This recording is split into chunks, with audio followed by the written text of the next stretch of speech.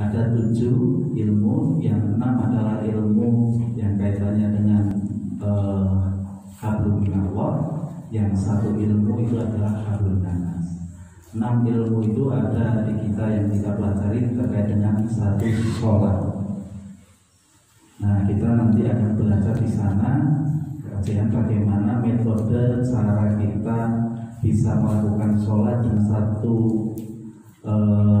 pembahasan bisa langsung ketemu khusyuk, pikirannya tidak jalan-jalan. Lalu yang kedua ada namanya sabar. Yang ketiga ada namanya ikhlas. Keempat ada tawakal. Lalu kelima ada syukur. Keenam ada namanya zikir. Dan ketujuh adalah terkait dengan prasangka baik dan waspada.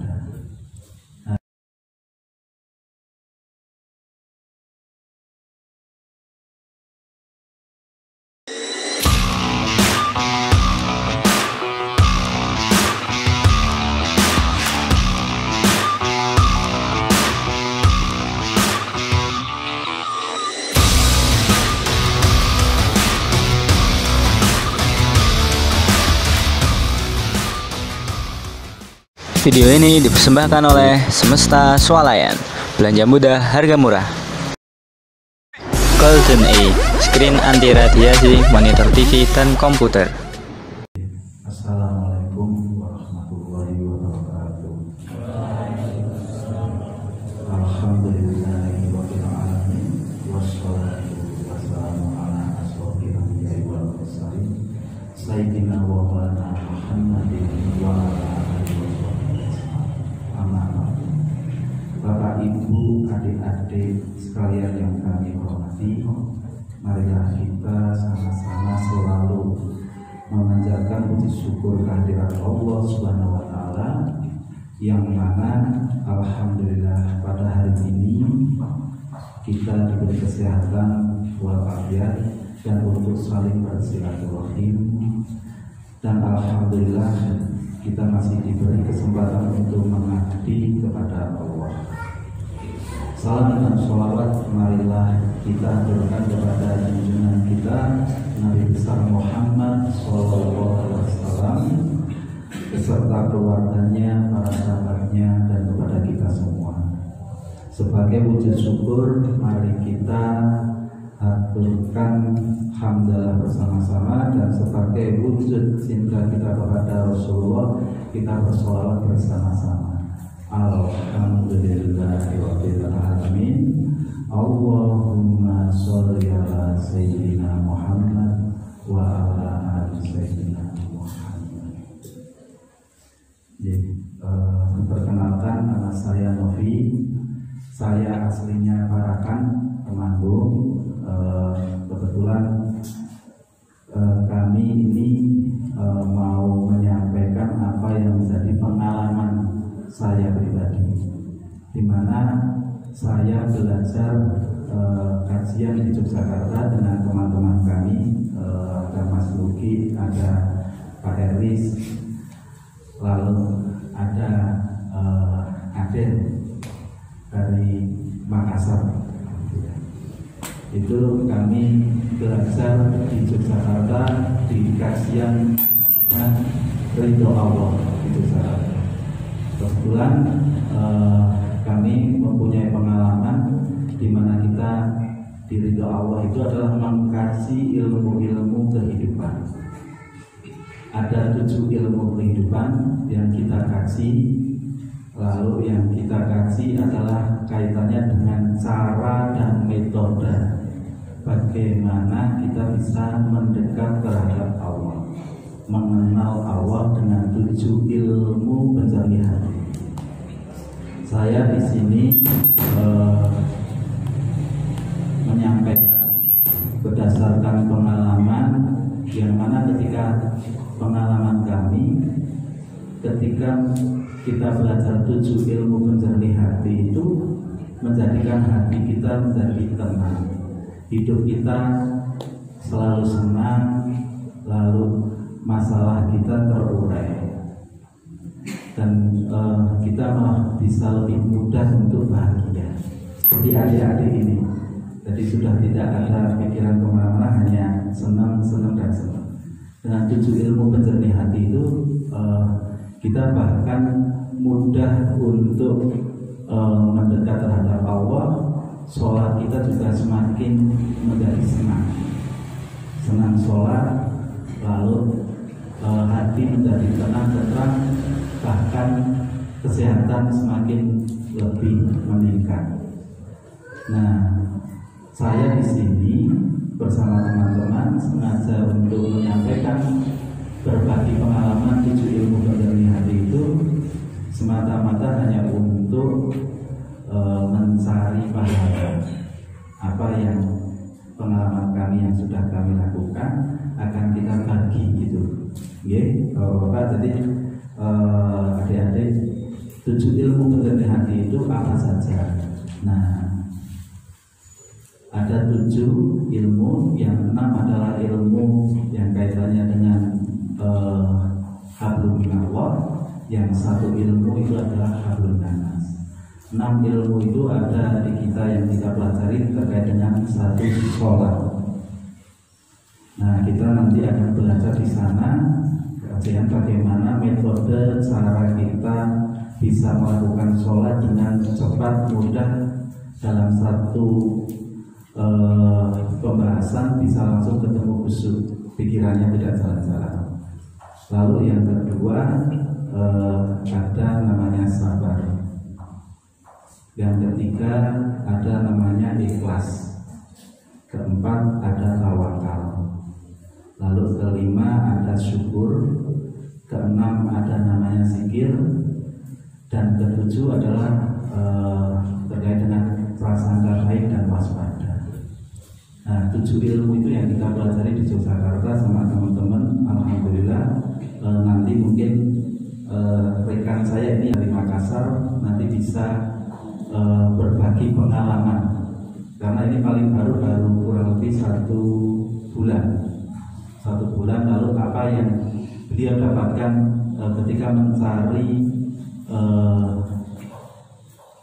namanya hidup keliling mencari guru-guru, lalu akhirnya ketemulah kajian kita yang dibimbing Allah, ketemu, lalu diajarkanlah 7 ilmu penjernih hati. Dan alhamdulillah sebulan ini beliau menjalani 7 ilmu, menjadi hidupnya lebih bahagia, lebih teratur, bahkan kesehatan dan semuanya menjadi meningkat.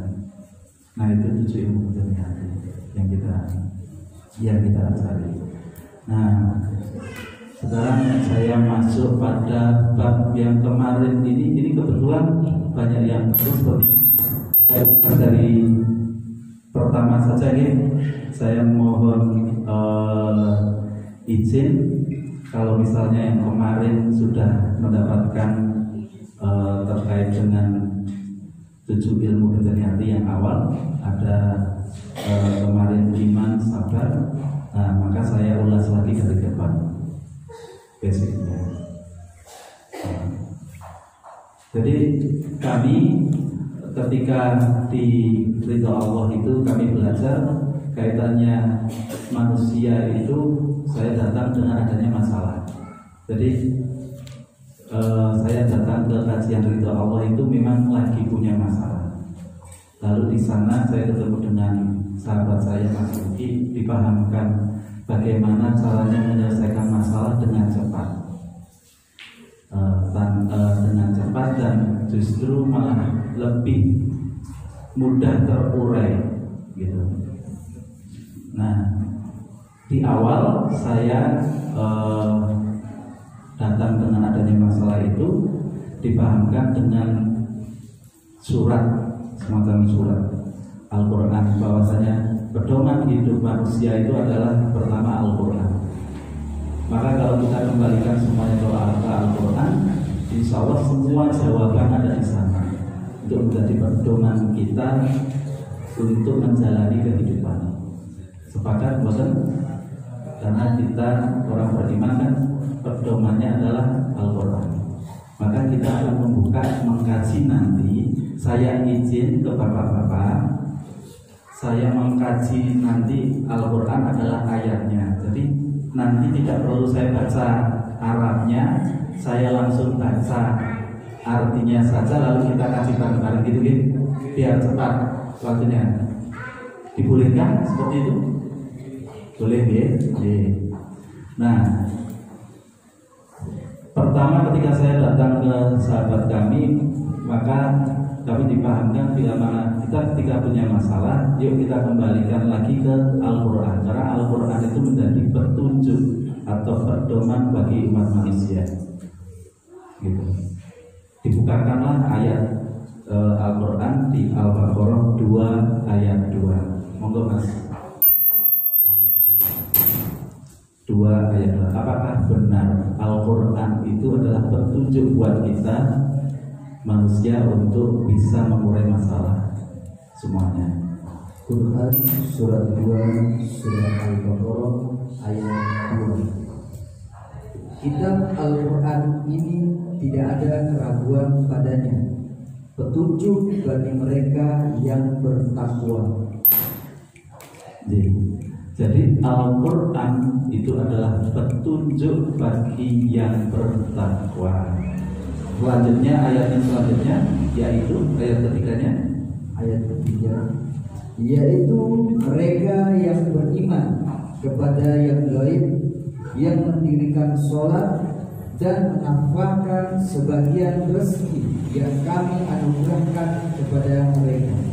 nah, yaitu orang yang beriman atau meyakini, gitu. Saya sekarang tanya ke adik-adik atau bapak-bapak, apakah bapak-bapak meyakini bahwasannya Al-Quran itu adalah menjadi petunjuk kita? Berarti semua masalah atau apapun jawaban dari keinginan kita, lalu tujuan hidup kita ada di dalam Al-Quran. Betul ya? Maka kita akan nanti kasih. Nah, saya sekarang tanya ke adik-adik, bapak-bapak, apa benar bahwa semua manusia itu pasti punya masalah? Sepakat? Yang nyun sewu, bapak, mereka, bapak Yuswali berapa Pak? Bapak 72. Masih punya masalah tidak Pak? Masih. Jadi yang umur 72 juga masih punya masalah. Saya yang umurnya 30 tahun, saya kurangi umurnya, saya 40 tahun. 40 tahun juga punya masalah. Saya tanya adik-adik, kira-kira punya masalah enggak? Punya. Yang adik-adik pengen pulang, enggak bisa pulang. Ya loh? Kadang sama temannya bisa cekcok, ribut. Jadi pasti juga punya masalah. Jadi adik-adik ini dibayangkan juga, nanti umur 40 tahun juga pasti punya masalah. Umur sebapak beliau 70 juga masih punya masalah. Jadi semua orang pasti punya masalah. Lalu bagaimana caranya kita bisa menyelesaikan masalah dengan cepat? Itu aja kan? Karena semua manusia pasti punya masalah. Jadi kalau semua manusia punya masalah, itu berarti wajar atau tidak? Wajar. Kalau misalnya semua manusia itu wajar punya masalah, kira-kira seharusnya kita ini kalau punya masalah santai-santai saja atau pusing? Nah, kan kalau wajar harusnya santai, nggak perlu pusing. Bener nggak? Bener Pak? Ya santai saja, kan gitu kan? Karena kalau wajar itu ya santai, semuanya pasti punya masalah, gitu. Kita buka sekarang nanti, kenapa kita harusnya santai? Saya tak tanya ke salah satu teman saya, Mas Toyib. Mas Toyib, mau nggak punya masalah? Mau nggak punya masalah? Nggak mau, pasti nggak mau. Tapi kenyataannya ada masalah nggak? Ya kan? Berarti keinginan siapa masalah itu? Datang datang ada masalah itu jadi keinginan kita atau keinginan siapa? Nah gitu kan, kenyataannya saya nggak mau punya masalah, tapi nyatanya kita dapat masalah. Betul kan? Nah kita kaji, monggo Mas Aden di 10.107. Keinginan siapa coba? Faktanya kita nggak ingin punya masalah, tapi kenyataannya ada masalah. Jadi keinginannya siapa? Quran surat 10 surat Yunus ayat 107. Jika Allah menimpakan sesuatu kemudaratan kepadamu, maka tidak ada yang dapat menghilangkannya kecuali Dia. Jika Allah menimpakan suatu kemudaratan itu adalah hal-hal yang tidak diinginkan atau tidak enak. Sepakat? Berarti masalah tidak? Berarti siapa yang menginginkan? Allah. Jika Allah menginginkan kemudaratan, berarti yang menginginkan masalah itu ada pada kita siapa? Allah. Maka yang bisa menjelaskan siapa? Terusannya dari tadi. Dan jika Allah menghendaki kebaikan bagi kamu, maka tidak ada yang dapat menolak karunia-Nya. Dia memberikan kebaikan itu kepada siapa yang dikehendakinya di antara hamba-hambanya, dan Dialah yang Maha Pengampun lagi Maha Penyayang. Yang depannya, jika Allah menimpakan suatu kemudaratan kepadamu, maka tidak ada yang dapat menghilangkannya kecuali Dia. Selesai. Maka tidak ada yang bisa menghilangkannya kecuali Dia. D-nya besar. Artinya yang bisa menyelesaikan siapa? Yang menginginkan siapa? Yang bisa menyelesaikan? Nah, berarti kalau kita datang ada suatu masalah datang dari kita, berarti yang bisa menyelesaikan siapa? Kenapa kok Allah yang bisa menyelesaikan? Saya tak tanya, kenapa Allah yang bisa menyelesaikannya? Hah? Karena Allah yang memberikan pasti, dan Allah yang bisa menyelesaikan. Saya sampelkan biar mudah, ya kan? Kalau misalnya adik-adik ini kelas berapa ya? Katakan adik kelas berapa? Adik kelas berapa? Hah? SMP kelas 1. Nah, saya guru SMP. Adik ini namanya adik siapa? Zaidan. Adik Zaidan kelas 1 SMP, ya kan? Saya guru SMP. Kalau saya ngasih soal ke adik Zaidan kelas 1 SMP, saya kasihkan soal, kira-kira saya sudah punya jawabannya enggak? Kenapa saya harus punya jawaban? Karena kan saya membuat soal dan nanti bisa menyocokkan atau menyelesaikan juga, benar nggak? Nah, itulah karena saya yang membuat soal, saya juga harus bisa menyelesaikan. Maka ketika kita punya masalah, Allah lah yang memberi, Allah lah yang menyelesaikan. Sepakat? Gitu? Nah, sekarang saya tanya, kira-kira kalau kemarin sebelumnya bapak, ibu-ibu itu ketika punya masalah, datang suatu masalah, yang dilakukan kemarin seperti apa? Diselesaikan sendiri atau dikembalikan ke Allah? Makanya nggak selesai-selesai, karena kita bukan ahlinya. Paham? Saya sekarang tak tanya, ada nggak masalah besar atau ada nggak masalah kecil? Ada. Saya tak tanya, kenapa ada masalah besar atau ada masalah kecil?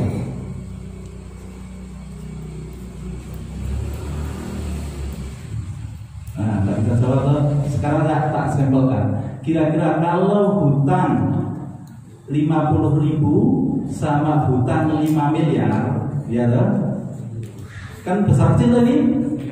Nah, kira-kira cepat mana menyelesaikannya? Yang mana? Yang kecil itu yang berapa? Kenapa?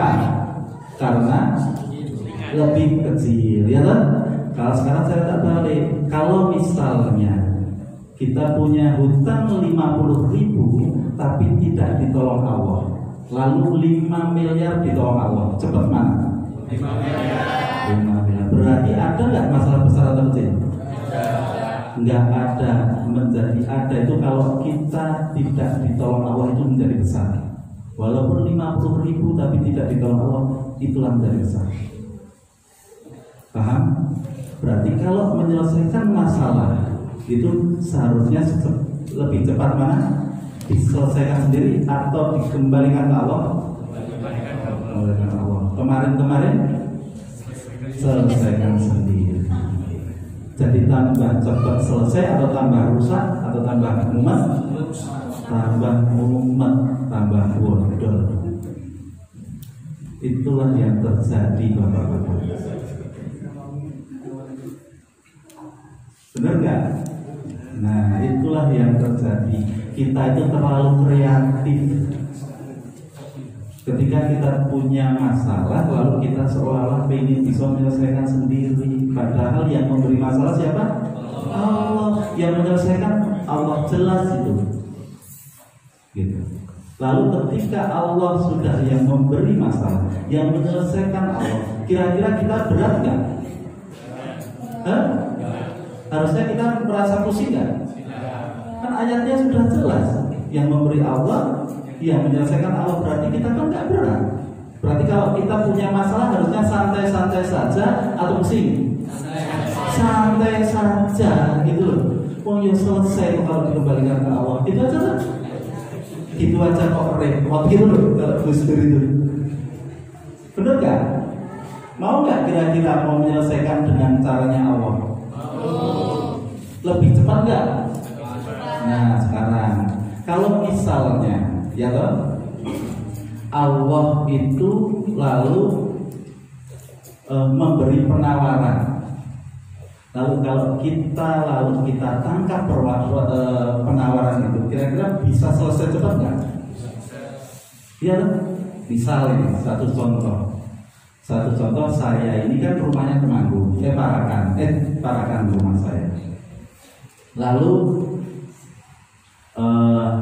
saya itu ini ada teman saya namanya Mas Toyib misalnya, ya kan? Mas Toyib. Mas Toyib itu memberi penawaran ke saya, Mas Novi, besok kalau main ke Temanggung, mampir ke rumah, nanti saya kasih makan gitu. Suatu saat saya datang ke Temanggung, lalu saya nagih penawarannya Mas Toyib. Kira-kira sama Mas Toyib dikabulkan tidak? Kenapa? Karena sudah janji atau memberi penawaran. Kalau kira-kira Allah memberi penawaran untuk menyelesaikan masalah, kira-kira kalau penawaran itu ditangkap selesai nggak? Kita bisa lebih cepat menyelesaikan masalah nggak? Nah, kita buka coba di surat Al-Baqarah 153. Quran surat 2 surat Al-Baqarah ayat 153. Hai orang-orang yang beriman, jadikanlah sabar dan sholat sebagai penolongmu. Sesungguhnya Allah beserta orang-orang yang sabar. Hai orang-orang yang beriman.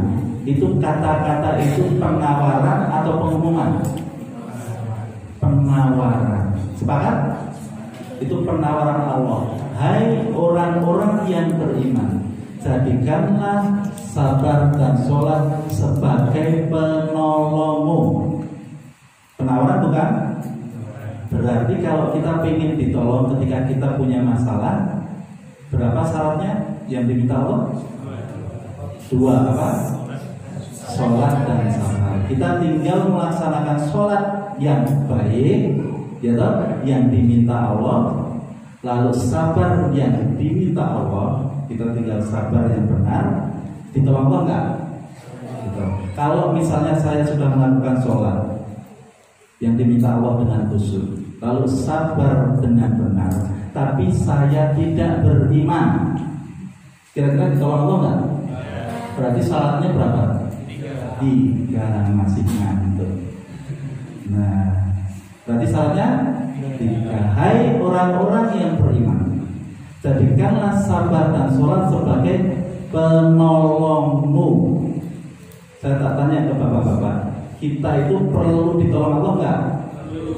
Kalau misalnya adik-adik ini dianggap belum punya masalah, lalu pengen adik-adik itu pengen, misalnya sekolah nanti kuliah, pengennya adik-adik di mana? Sekolah kuliahnya, SMA-nya di mana? SMA 1 katakanlah, 1 Temanggung. Pengen ditolong nggak sama Allah? Ya, berarti tujuan pun juga pengen ditolong Allah. Ketika ditolong Allah bisa tercapai nggak? Bukan cuma masalah. Maka pakailah itu, karena itu bentuk penawaran. Penawaran itu harusnya kita manfaatkan. Sepakat? Manfaatkan. Kalau dimanfaatkan, kira-kira kalau kita sesuai dengan keinginannya Allah, dipenuhi, ditolong nggak sama Allah? Lah itu.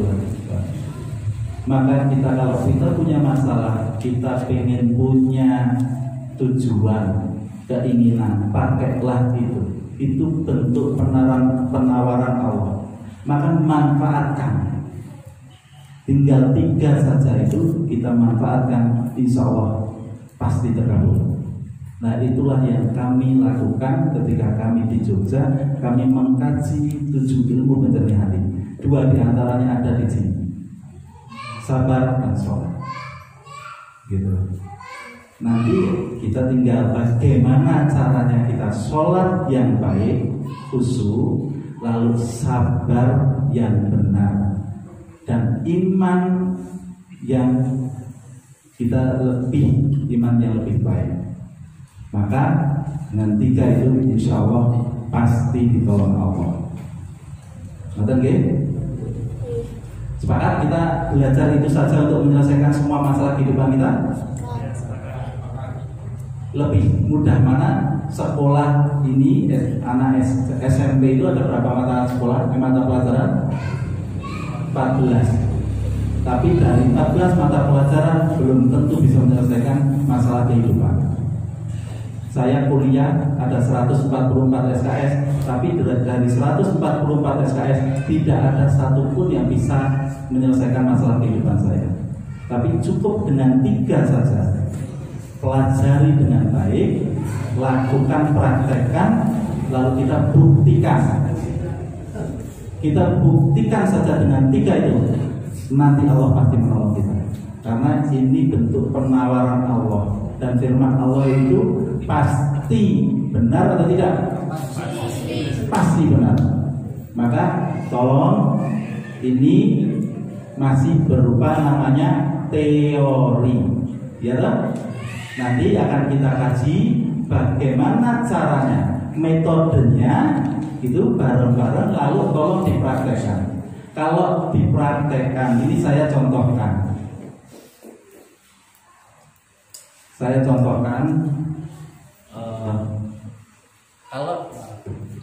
Kalau saya datang ke tempat kursus mobil di Maron, kalau di sini itu ada tempat kursus mobil Maron, gitu. Analoginya gini, kalau saya mau belajar kursus mobil di Maron, kira-kira kalau saya datang ke sana itu dikasih teorinya berapa? Teori dan prakteknya banyak mana? Teori sama prakteknya banyak mana seharusnya? Kalau kita pengen jadi ahli nyetir mobil, banyak prakteknya. Teorinya cuma sebentar. Kalau saya datang ke Maron itu untuk belajar nyetir mobil, benar nggak? Kalau saya cuma dikasih teorinya cuma sebentar saja. Kalau misalnya 3 hari di sana, ya toh, 3 hari saya belajar kursus mobil. Hari pertama paling setengah hari dikasih teorinya saja toh. Mana kopling, mana gas, ya toh, cara ngidupin mobil. Itu kan benar nggak? Setelah itu lalu praktek nggak? Banyak prakteknya atau banyak teorinya? prakteknya. Sepakat nggak nanti kalau kita pengen jadi ahli nyetir mobil itu harus banyak prakteknya.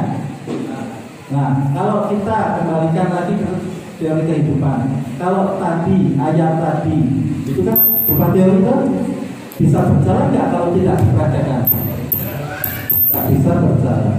Sepakat nggak kalau kita nanti itu kita praktekkan lalu agar kita bisa menjadi ahli, lalu bisa menyelesaikan masalah kita?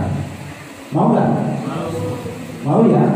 Karena ini nanti bisa dibuktikan apa benar ayat Allah ini untuk bisa menyelesaikan masalah kehidupan kita. Gitu. Jadi kalau nggak dijalankan cuma berupa teori yang nggak akan berjalan. Sepakat?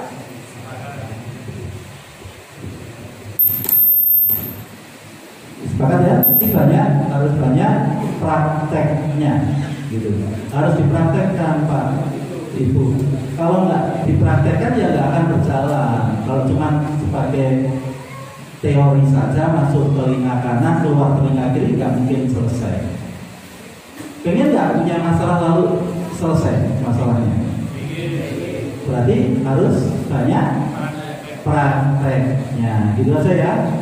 Nah, tadi ada kalau kita pengen cepat di Allah ada 3 syaratnya. Iman yang benar, sabar yang benar, sholat yang benar. Saya masuk ke teori yang pertama. Pelajaran pertama terkait dengan iman, gitu aja ya. Kan cuma 3 sebentar harusnya. Lalu nanti tinggal dipraktekkan, gitu aja ya. Kemarin yang sudah kita nanti ulas lagi nggak apa-apa. Saya mohon izin diulas lagi ya, nggak apa-apa ya. Mas Arso, Mas Doyen kan sudah. Nah, saya ulas lagi. Yang lainnya yang belum, yuk kita mulai lagi. Sekarang iman, pelajaran iman. Iman adalah itu. Apa kira-kira definisi iman? Iman adalah apa?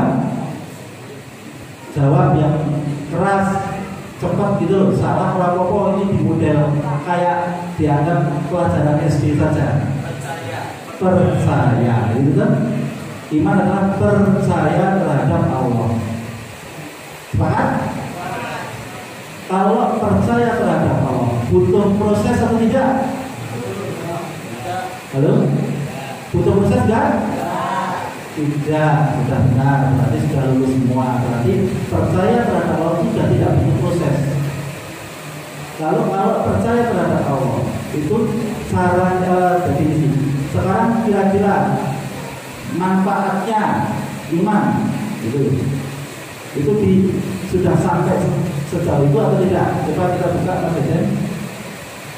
Itu kan ciri-cirinya orang yang sudah beriman. Nanti sudah sampai itu apa enggak? Kita ya, saya cek ya. 10, 62, 65. 62, 63. Kita cek apakah sudah sampai tahap itu atau belum. Kalau belum kita belajar bareng-bareng gitu ya.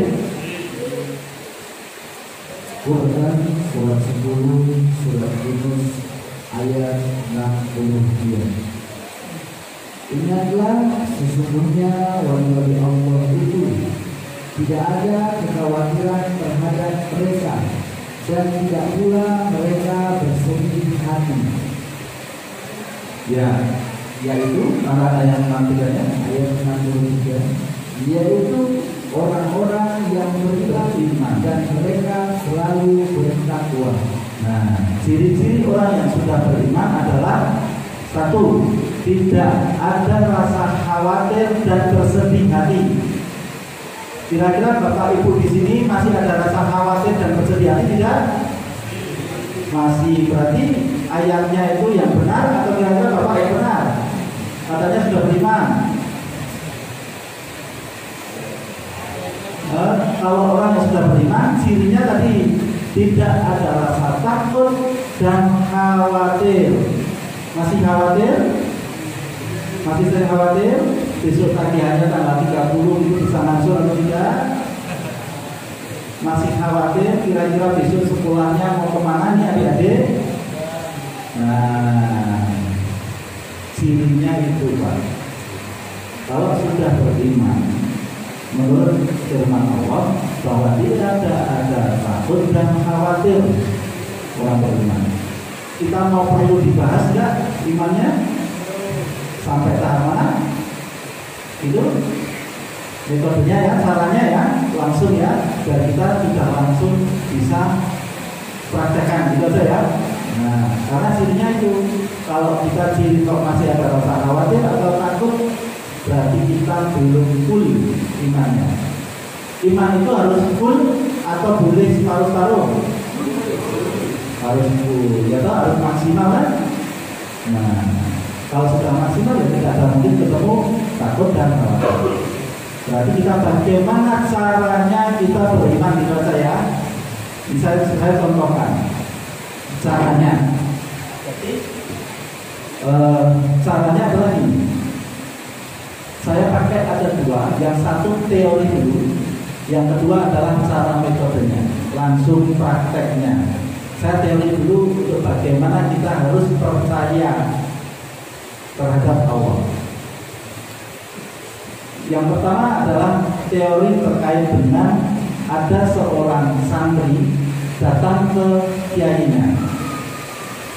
Lalu dia tanya terhadap kiainya, santrinya, Pak Yai, tolong ajarkan saya yang namanya percaya atau iman gitu. Lalu si santrinya diminta sama Pak Yainya, tolong carikan 3 belati, 4 belati, kasihkan ke saya, nanti saya ajarkan yang namanya percaya gitu. Singkat kata, santrinya datang ke Pak Yainya bawa 4 belati. Lalu setelah disodorkan 4 belatinya, Pak Yainya mengajak keluar dari ruangan Pak Yainya. Yuk kita jalan ke kebun. Saya akan ajarkan yang namanya percaya. Gitu. Di kebun, Pak Yainya ngajak santrinya berdiri di depan pohon mangga. Lalu di depan pohon mangga, Pak Yainya menyampaikan, nah sekarang tolong tunjukkan mangga mana yang harus saya lempar dengan belati ini, dan itu pasti kena karena saya ini ahli lempar pisau. Si santrinya singkat kata memilihkan 1 buah mangga yang posisinya paling tinggi, paling sulit dijangkau, dan warnanya berbeda. Setelah disepakati, Pak Yainya memegang 1 pisau. Saya akan lempar pisau ini karena saya ahli lempar pisau, pasti kena. Lalu Pak Yainya acak-acak, dilemparkanlah pisau itu. Set, kenalah mangga itu tepat di posisi yang ditunjuk santrinya. Lalu Pak Yainya nanya, sekarang kamu percaya tidak saya lempar pisau? Kata Pak Yainya gitu. Belum percaya Pak Yai. Lah kok bisa belum percaya? Ya kan baru 1 kali. Jangan-jangan kebetulan. Wajar tak? Wajar. Ya kan? Baru sekali wajar. Jangan-jangan kebetulan. Ya udah, berarti kamu percayanya baru 20%. Gak apa-apa. Wajar kata Pak Yai. Yuk kita pindah lagi ke pohon apel, kata Pak Yai. Ketika datang ke pohon apel, lalu Pak Yainya nyampaikan lagi, nah sekarang tolong tunjukkan apel mana yang harus saya lempar pisau. Saya ahli lempar pisau, pasti kena gitu. Lalu ditunjukkanlah 1 apel, posisinya sama, paling sulit, paling tinggi, warnanya yang beda. Akhirnya setelah ancang-ancang Pak Yai lemparlah pisau itu, set, kena lagi di tengahnya. Lalu Pak Yainya nanya, nah percaya tidak kalau saya lempar pisau? Mulai percaya Pak Yai. Waduh, ya udah, wajar gitu loh. Berarti kamu baru naik baru 50 atau 60%. Nggak apa-apa, kata Pak Yai. Wajar. Sekarang kita geser lagi deh, kata Pak Yai, biar kamu percaya saya ahli lempar pisau. Gitu. Sekarang ambil jarum peniti yang belakangnya itu ada pentulnya itu loh. Kalau ibu-ibu kalau pakai jilbab kan biasa pakai jarum pentul. Nah, ambil peniti, tolong pasang di pohon pisang, kelapa pisang. Nanti dari jarak jauh akan saya lempar pisaunya, pasti kena jarum pentulnya. Dan kamu pasti jadi percaya sama saya. Kata Pak Yainya gitu. Singkat kata, setelah dipasang Pak Yainya ancang-ancangan dilemparkanlah pisau itu, set, blek, kena pentulnya, masuk selap. Pak Yainya nanya sama si santrinya, sekarang kamu percaya tidak saya lempar pisau? Percaya Pak Yai, 3 kali tidak meleset, ketiganya tidak pernah meleset, 100% saya percaya. Itulah yang namanya percaya, kata Pak Yai. Mau nggak saya tingkatkan kepercayaanmu 100%, menjadi yakin bahwa saya ahli lempar pisau? Kata Pak Yai gitu. Memang ada Pak Yai, ada. Kita tingkatkan kepercayaanmu menjadi yakin. Kalau sudah yakin, kamu tidak akan mungkin pernah goyah kepercayaanmu. Lalu bagaimana caranya Pak Yai? Tolong sekarang ambil 1 buah mangga, ambil 1 buah apel, ambil 1 jarum pentul. Tiga-tiganya tolong jadiin 1, taruh di atas kepalamu. Akan saya lempar pakai pisau. Maka kamu akan percaya, yakin saya ahli lempar pisau. Apa yang dilakukan satunya? Nah, katanya mau nambah. Nah, yakin gitu kan? Nah, maka yang dilakukan satunya nekat. Karena 3 kali sudah tidak pernah salah. Dia ambil buah apel, ambil buah mangga, 1 jarum pentul, taruh di atas kepala. Pak Yainya ambil pisau, ancang-ancang dilempar, set, 3-tiganya kena, set, kepalanya aman, ya kan? Karena ahli lempar pisau. Maka Pak Yai nanya ke santrinya, sekarang kamu yakin tidak saya ahli lempar pisau? Yakin saya Pak Yai ahli lempar pisau. Tidak pernah sama sekali saya punya kalau Pak Yai ahli lempar pisau. Itulah percaya. Ketika kita percaya sama Allah sampai tahap yakin, bukan cuma cukup 100%, tapi yakin bahwasanya Allah itu pasti bisa menyelesaikan semua masalah kehidupan. Itulah yakin. Itu Pak. Jadi kalau iman itu sudah sampai yakin bahwa yang bisa menyelesaikan masalah itu adalah Allah, tidak ada lainnya. Paham? Bagaimana kita harus percaya sama Allah? Kalau sudah sampai yakin, jadi kira-kira ada masih khawatir atau tidak? Halo? Tidak. Kalau sudah yakin Allah itu bisa dari 99 Asmaul Husna, itu semuanya ahlinya Allah, tidak ada sedikit pun rasa takut atau khawatir. Allah Maha Pemberi rezeki tidak? Allah Maha Pemberi kesehatan tidak? Semuanya Asmaul Husna 99, tidak ada goyah satupun. Ada yang khawatirkan tak jadinya? Tidak ada. Itulah teorinya. Lalu metodenya bagaimana agar kita cepat beriman? Itu aja kan?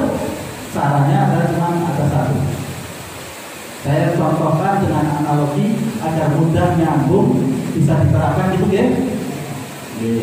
Jadi gini caranya, di sebelah kiri sini itu metode sebelah kiri saya itu adalah kampung orang-orang yang berbuat zalim, kejahatan semuanya.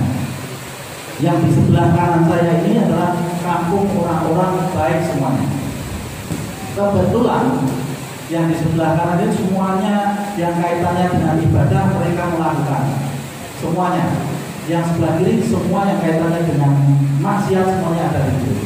Kebetulan saya ada di kampung sebelah kiri. bagaimana caranya saya mau pindah ke kampung sebelah kanan, padahal di tengah-tengah ini adalah sungai yang sangat deras, sangat lebar. Lalu bagaimana caranya saya harus berpindah dari kampung yang sebelah kiri ke kanan? Katanya, bagaimana caranya? Nggak ada jembatan, nggak ada pesawat, udah jangan pikir pakai pesawat. Bagaimana? Renang. Kalau renang lalu nanti Kelly lalu nanti gimana? Nah, hujan ini adalah berkah sambutan dari Allah, nggak apa-apa. Gitu. Bagaimana caranya? Hah? Pak Eris sudah masih. Jadi caranya benar nggak kalau aku harus nekat saja belum? Benar nggak? Kalau aku nekatnya belum, kira-kira kalau saya lalu Tahayun atau Kelly pegangan batu, jalan lagi Kelly semakin ke sana, semakin ke kanan, semakin ke kanan. Kira-kira kalau saya sudah sampai kampung kanan, kira-kira saya pasti jadi orang baik kan? Halo? Pasti jadi orang baik. Benar nggak? Kalau misalnya saya tidak nekat, saya cuma di sana, cuma berdoa saja, kira-kira saya bisa jadi orang baik atau malah ikut-ikutan jadi jahat? Ikut-ikutan, karena hadis Rasulullah kan ada tuh, tidak malam berteman dengan penjual minyak wangi, maka gitu tuh. Nah, maka saya harus berpindah itu dengan cara nekat. Kalau saya nekat beriman sama Allah, resikonya paling apa? Pasti jadi baik atau tidak? Mau nggak nekat beriman sama Allah? Hah? Lah kok nggak ada yang jawab ini mau atau tidak? Pengen ditolak Allah mau nggak ini? Mau lah gitu keras nggak apa-apa. Anggaplah ini tuh pelajaran SD, mau gitu, salah nggak apa-apa. Nanti kita malah dikasih juga. Mau ya? Caranya adalah dengan. Kalau misalnya saya di tengah jalan meninggal, kira-kira Allah sudah menetapkan nggak? Kita buka ayatnya ya. Bagaimana caranya kalau saya nekat itu seperti apa? Nanti hadiahnya apa gitu ya? Maksudnya 4 ayat 100. An-Nisa ayat 100. Quran surat 4 surat An-Nisa ayat 100. Barang siapa berhijrah di jalan Allah, niscaya mereka mendapati di muka bumi tempat hijrah yang luas dan rezeki yang kaya. Barang siapa keluar dari rumahnya dengan maksud berhijrah kepada Allah dan Rasul-Nya, kemudian kematian menimpanya sebelum sampai ke tempat yang dituju, maka sungguh telah tetap pahalanya di sisi Allah, dan adalah Allah Maha Pengampun lagi Maha Penyayang. Barang siapa maksud berhijrah ke jalan Allah, lalu kematian di jalannya Allah, maka pahalanya akan ditetapkan di sisi Allah. Surga enggak? Kalau saya nekat di jalan Allah lalu belum sampai ke tempat tujuan, kira-kira dari ayat itu surga atau tidak? Surga. Lalu barang siapa berhijrah di jalan Allah lalu sampai ke tujuannya, maka Allah memberikan tempat yang luas, rezeki yang luas. Mau nggak jadinya kalau kita mau hijrah di jalan Allah? Mau nggak nekat di jalannya Allah? Mau.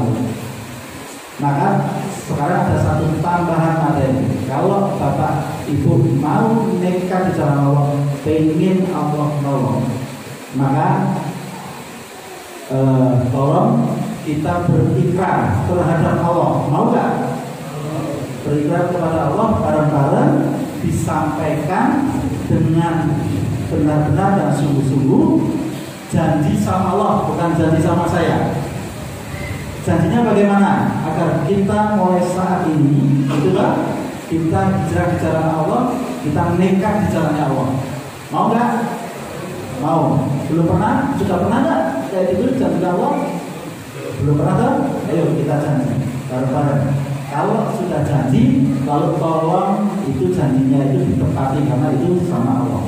Maka yang terjadi kalau janjinya itu terpenuhi, pasti dibukakan janjinya Allah itu, dibukakan rezeki yang sangat luas, ladang yang sangat luas. Enak loh? Nah, kalau mati kematian menimpanya sebelum di tempat tujuan, maka ditetapkan pahalanya sama Allah, artinya surga. Keluar dari sini kok terjadi kemalangan, Allah janji surga. Berarti mau nekat di jalan Allah? Ya, janjinya begini. Bismillahirrahmanirrahim. Itu kan nanti, ini saya contohkan. Bismillahirrahmanirrahim. Ya Allah, mulai saat ini saya hijrah di jalan. Gitu kan? Sendiri-sendiri tapi disampaikan. Kata-katanya adalah seperti itu. Jangan mulai saat ini atau akan. Kalau akan berarti belum. Mulai saat ini berarti detik ini enggak. Saya hijrah di jalan. Itu kan? Monggo adik-adik mau menyampaikan? Ya toh?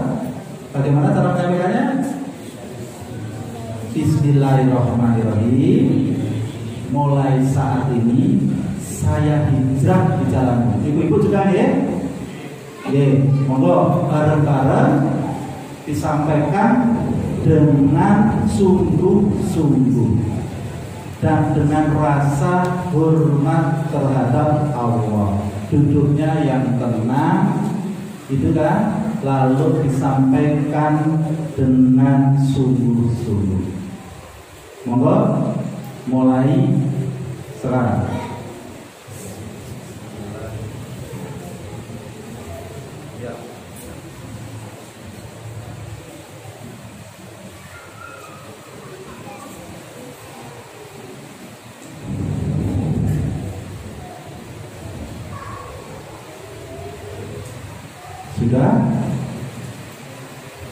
Sudah, Ibu, Bapak, sudah ya? Berarti kalau sudah hijrah di jalannya Allah, bahwasanya yang menyelesaikan masalah Allah, yang memberi masalah Allah, kira-kira yakin tidak Allah itu bisa menyelesaikan? Kalau yakin, jadi kita khawatir tidak? Masih khawatir atau enggak? Tidak. Masih sedih enggak? Tidak. Itulah ciri orang yang beriman. Paham? Nah, nanti sepulang dari sini Bapak Ibu sudah hijrah, maka tolong pakailah iman, yakin sama Allah. Nggak usah mikir, karena ketika ada masalah datang atau sekarang kita masih punya masalah, Allah pasti menolong. Itulah yang namanya hijrah, yakin Allah pasti menyelesaikan. Itu ciri-cirinya adalah cuma satu. Ketika kita ada rasa khawatir, berarti iman kita turun, keyakinan kita turun. Oke, itu diingatkan. Caranya negatif. Pelajaran satu terkait iman sudah. Berarti sekarang kita masuk pelajaran kedua. Apa?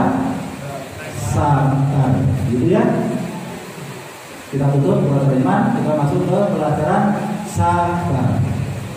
Nah sekarang saya tanya, definisi sabar apa?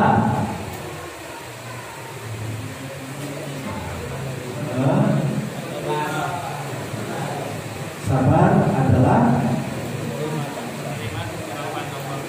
mampu menerima ketetapan Allah. Kalau saya bertanya, ada analogi, ada dua analogi. Benar nggak kalau namanya sabar itu yang pertama? Ya, kalau saya benar kata-katanya seperti ini tidak? Mas Toyib, saya kasih uang 10 juta, yang sabar ya. Benar nggak kayak gitu? Cocok nggak? Enggak cocok. Ya, yang cocok bagaimana misalnya? Mas Toyib, sabar ya, kehilangan uang 10 juta. Yang cocok yang mana? Yang satu atau yang dua? Kedua. Berarti sabar itu kaitannya dengan kejadian yang enak atau tidak enak? Tidak enak. Kira-kira yang tidak enak itu apa aja? Dimaki-maki istri atau suami, enak gak? Gak enak. Kehilangan enak gak? Gak enak. Misalnya adik-adik nunggak kelas, enak gak? Gak enak. Dimarahi ustazah atau ustaz-ustaz, enak gak? Gak enak. Dimaki-maki tetangga, enak gak? Gak enak. Jadi sabar itu kaitannya dengan kejadian yang tidak enak. Benar gak? Jodohnya itu berarti cocok kan? Kan kajian kali ini itu kan judulnya bahagia dengan Al-Quran, ya kan? Maka ini saya akan bukakan di mana titik kebahagiaannya dengan Al-Quran itu. Ya, di sabar ini saya akan buka. Pertama, sabar. Definisi sabar. Berarti sabar tadi jodohnya adalah kejadian yang tidak enak. Maka kalau sabar itu harusnya mampu menerima kejadian yang tidak diinginkan atau yang tidak enak karena melihat izin Allah. Benar gak? Paham? Definisi sabar? Nah sekarang mau gak kalau bapak-bapak, ibu-ibu itu disuruh sabar terus-terusan? Mau nggak? Mau? Nah kalau mau berarti dapat kejadian yang tidak enak terus. Nah mau nggak? Nggak mau, ya kan? Karena kejadiannya nggak enak terus menerus. Wajar, karena belum tahu manfaatnya. Kalau tahu manfaatnya mungkin akan berbeda. Coba saya analogikan. Kira-kira bapak Niko dapat kerjaannya, yaitu disuruh kerja di rumah, lalu dikasih gaji 100 juta, disuruh cuma nonton TV saja. Kira-kira mau nggak? Mau, karena manfaatnya uangnya betul ya kan? Karena ada manfaatnya, yo enak gitu kan? Jadi mau. Kalau ada manfaatnya jadi mau. Tadi kalau sabar itu dapat kejadian terus menerus yang tidak enak, mau nggak? Nggak mau ya kan? Karena belum tahu manfaatnya. Wajar ya kan? Yang pertama, manfaatnya sabar ada di surat Al-Baqarah 153. Ayat yang terakhir saja. Surat 2 Surat Al-Baqarah ayat 153. Sesungguhnya Allah beserta orang-orang yang sabar. Sesungguhnya Allah beserta orang-orang yang sabar. Kalau beserta itu misalnya analoginya Mas Novi, saya beserta Bupati Temanggung, itu beserta saya di sini, Bupati di rumahnya, atau saya jadi satu di sana?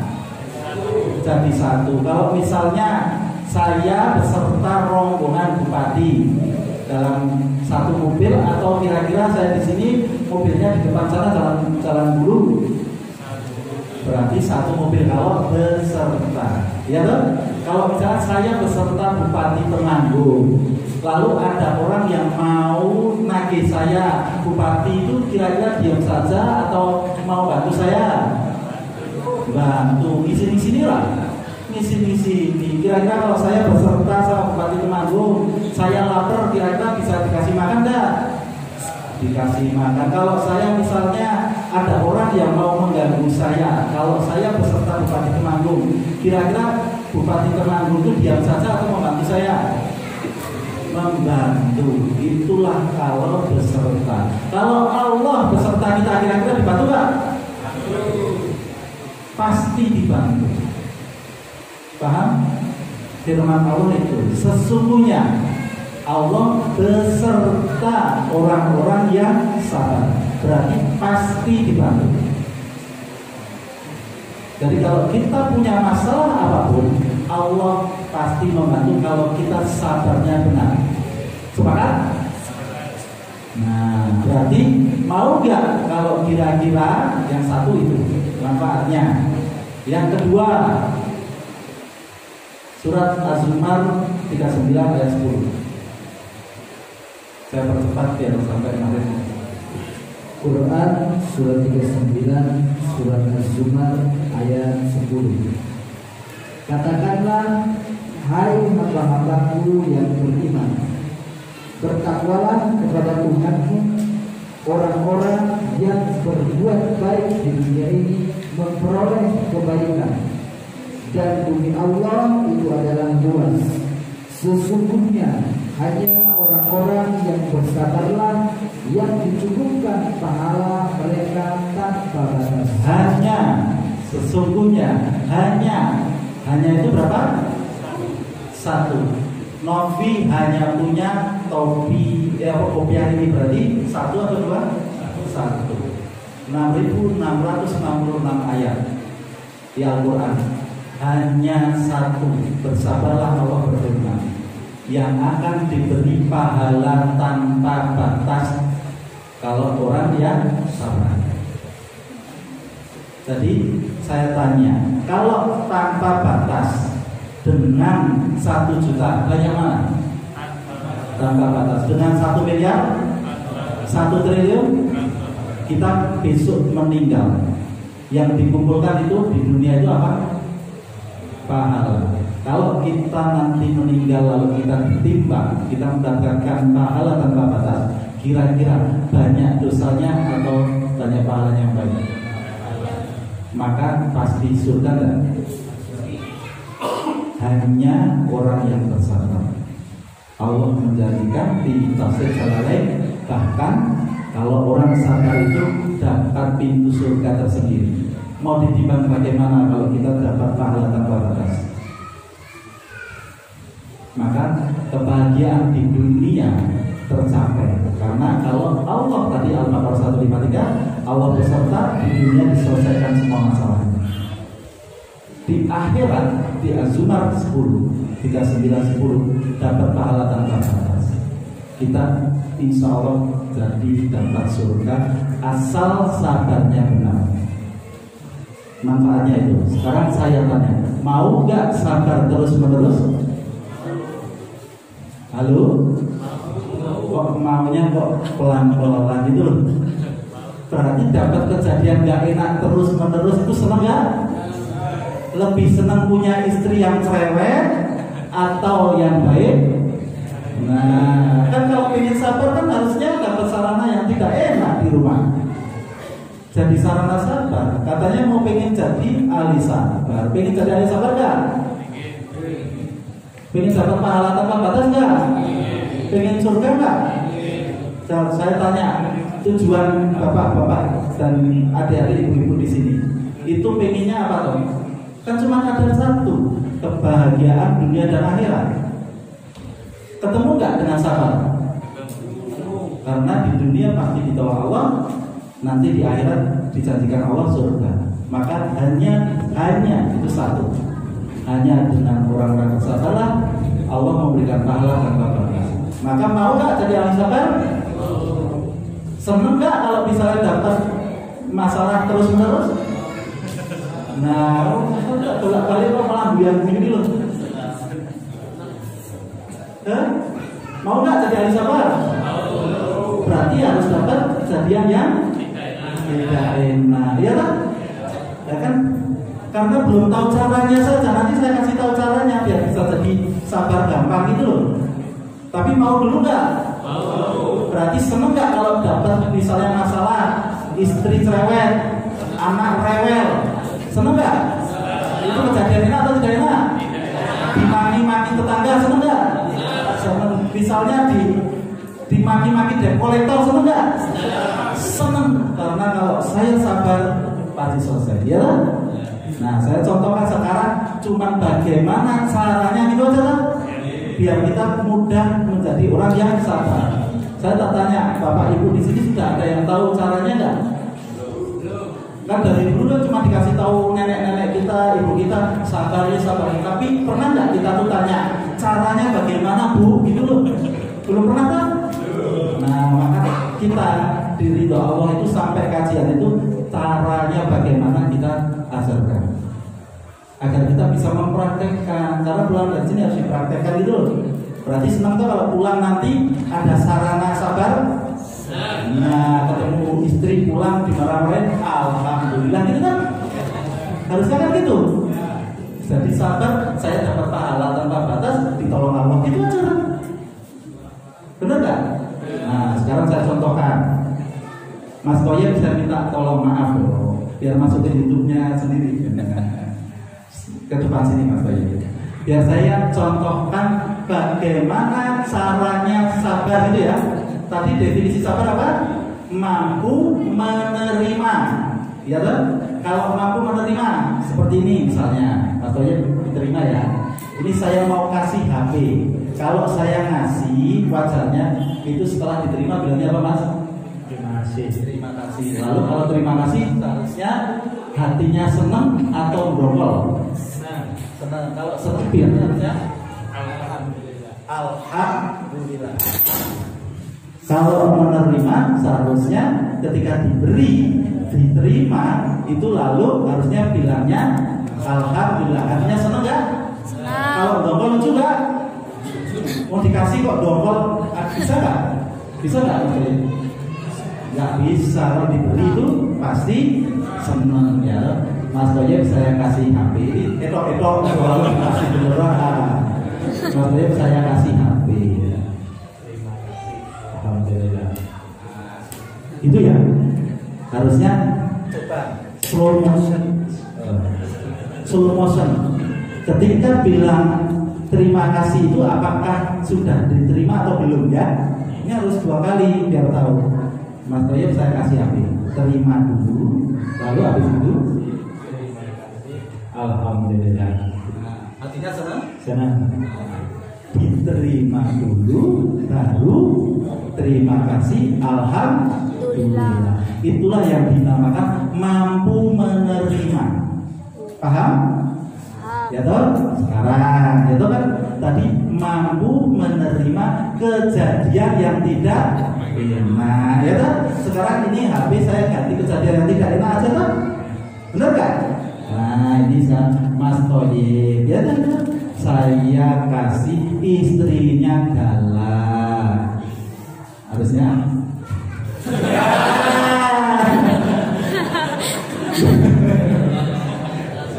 harusnya apa tadi? Terima kasih. Alhamdulillah. Senang nggak artinya? Senang. Katanya pengen ahli sabar. Harusnya bagaimana? Senang terima, setelah diterima alhamdulillah. Artinya senang gitu loh. Itulah orang sabar. Kalau misalnya tadi diterima lalu dongkol, bisa nggak? Orang ya, lah berarti harusnya diterima, lalu setelah diterima alhamdulillah, artinya senang. Nek senang lego ya. Sekarang tak contohkan lagi Mas Koye. Tapi kalau nggak diterima jadi sabar nggak? Enggak ya. Mas Koye saya kasih istrinya galak, suka minta uang jajan kurang-kurang. Terima kasih. Alhamdulillah. Senang nggak? Nah, kalau misalnya ya senang itu masih ada rasa dongkol atau senangnya mana? Dongkol. Nah, itulah sabar teman-teman. Jadi sabar itu harusnya seperti itu Pak. Ketika kita dapat masalah, terima dulu. Ingat yang dilihat adalah izin Allah. Yang memberi masalah tadi siapa? Allah. Kalau Allah yang mempunyai segala sesuatu, lalu mengizinkan kita, mengizinkan Allah, mengizinkan masalah datang ke kita, harusnya dan diberi ke kita. Kita makhluk ini bisanya apa? Menerima. Kalau menerima itu kira-kira hormati izinnya Allah enggak?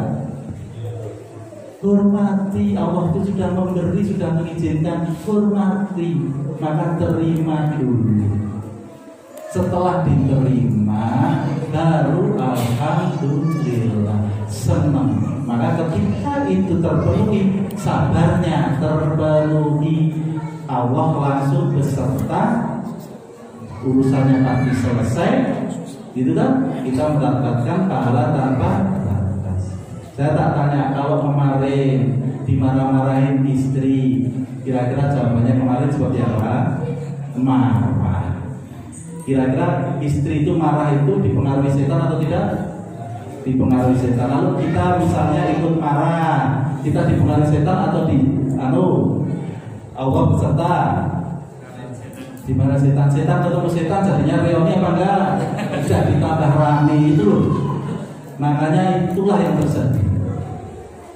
Kenapa kalau ketika kita dimarahin istri lalu kita balas, itu setan ketemu setan reoni Pak, tambah rame. Siji barang piring siji barang piring loro. Emang kowe totok sing iso barang piring loro yo iso. Lah setan karo setan reoni. Tambah rame. Tapi ketika Allah beserta kita, istri marah, lalu kita beserta Allah, kira-kira setannya pergi nggak? Pergi Pak. Yang terjadi seperti itu. Jadi kalau kita menjadi orang sabar, jangan kaget nanti Allah itu menolong kita tuh hal-hal yang lucu kadang. Istri marah, tahu-tahu kita diam, kita menerima saja, ya kan? Alhamdulillah. Jangan lalu alhamdulillah di depan istri dimarahin, alhamdulillah, malah ngece. Lebih hati kita, saya terima, alhamdulillah ya Allah. Ini kan sudah seizinmu. Artinya saya pulang kan, saya lihat istrinya nggak jadinya. Saya contohkan Mas Deden sini. Mas Deden. Nah, ini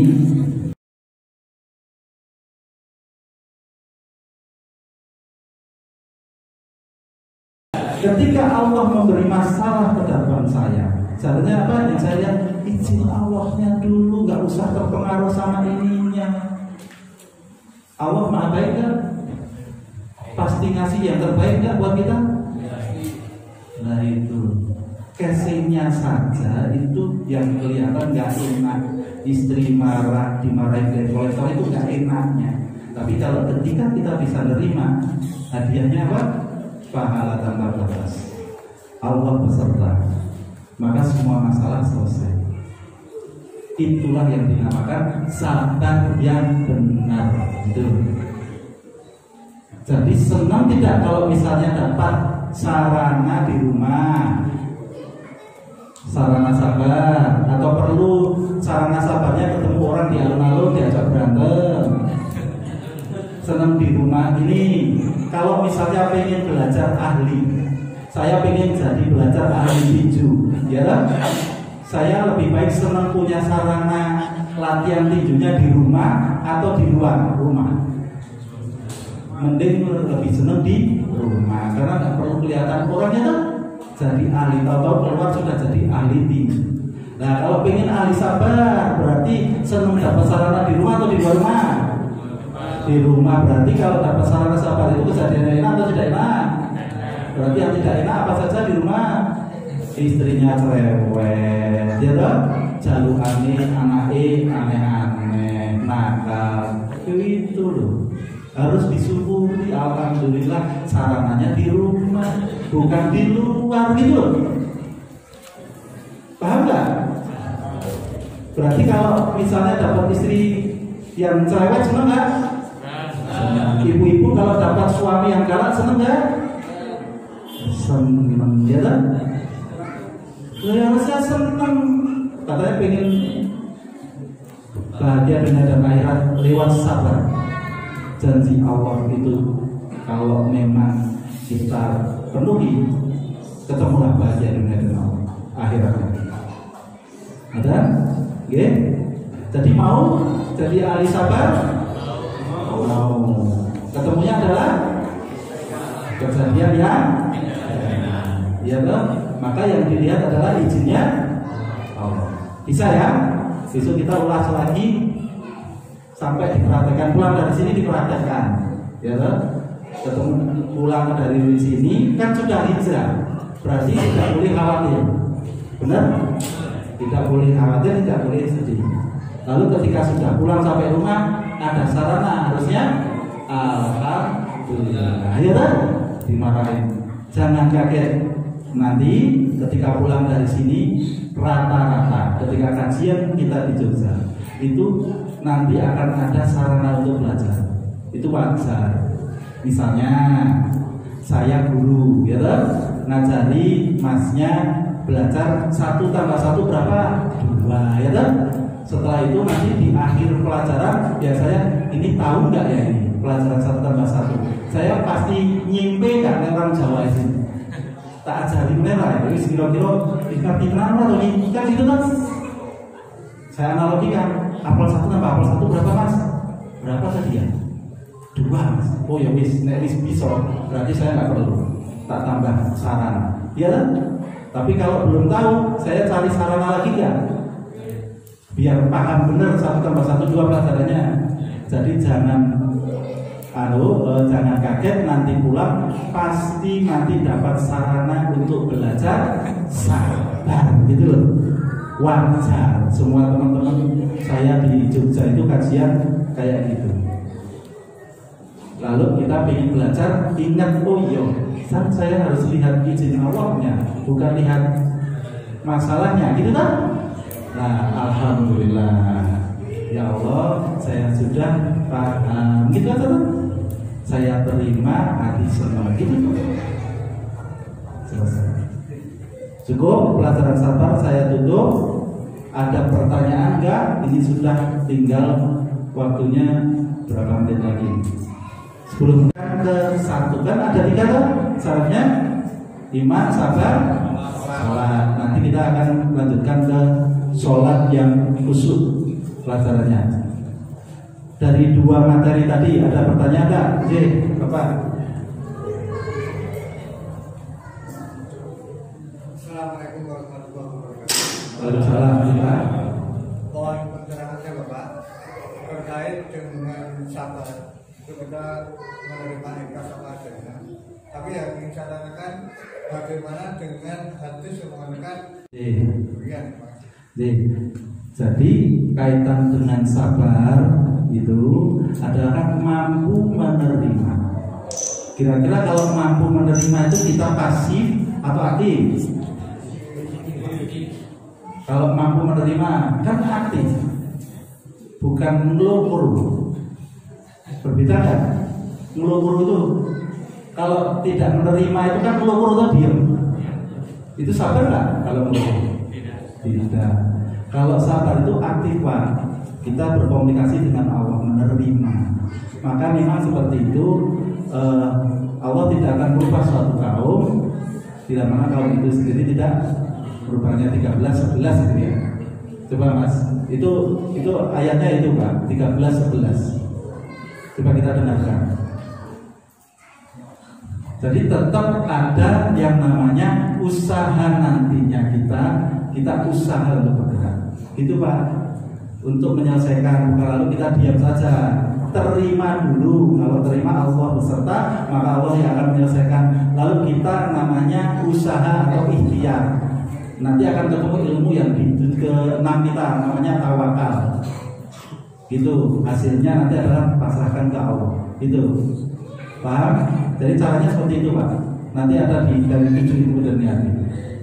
Itu suratnya ya Mas. Quran surat 13 surat Ar-Rum ayat 11. Bagi manusia ada malaikat-malaikat yang selalu mengikutinya bergiliran di muka dan di belakangnya.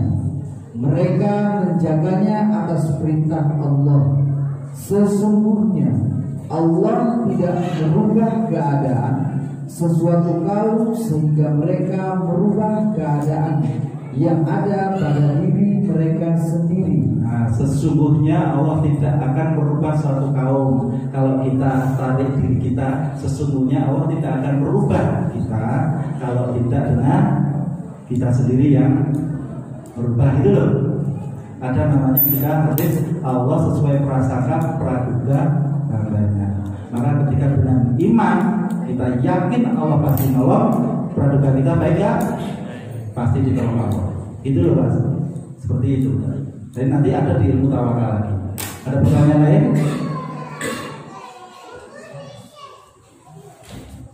Tidak ada?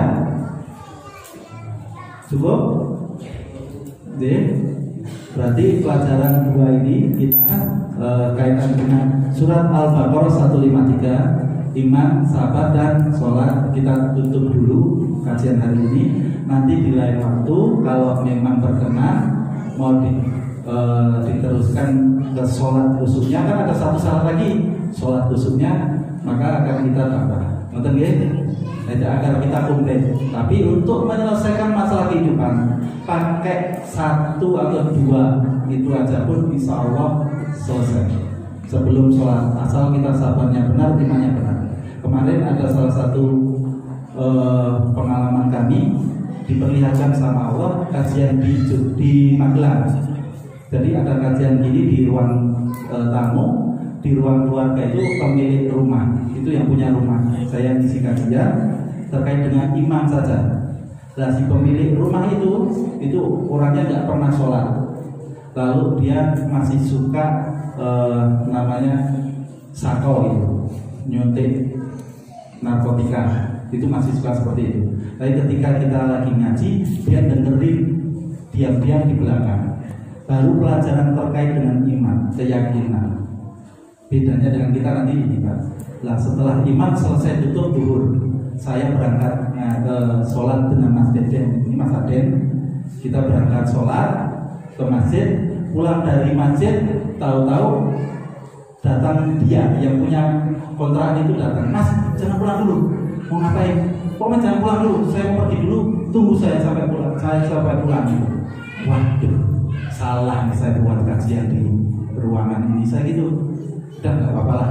Saya tunggu, tahu-tahu dia pulang, lalu dia gini. Mas, bener Mas, bener nih. Tenang Mas, ditolong tenang aku ngomongin nang jero itu loh Mas. Ngomongin terkait dengan Al-Baqarah 153 lalu iman.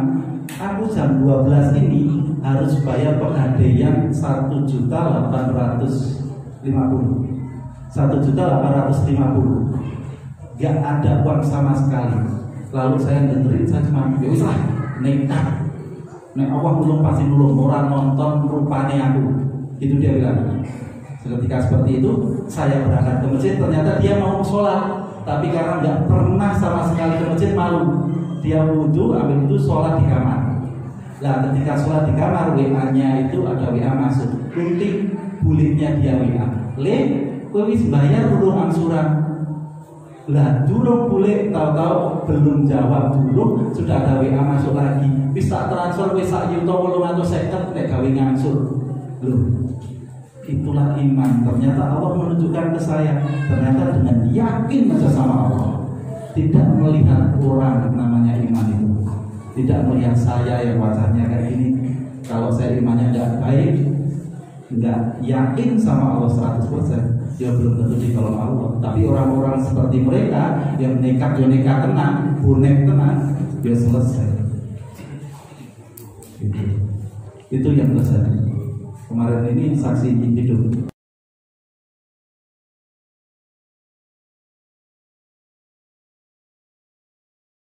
Nggak ada pertanyaan? Kita tutup kajiannya ya.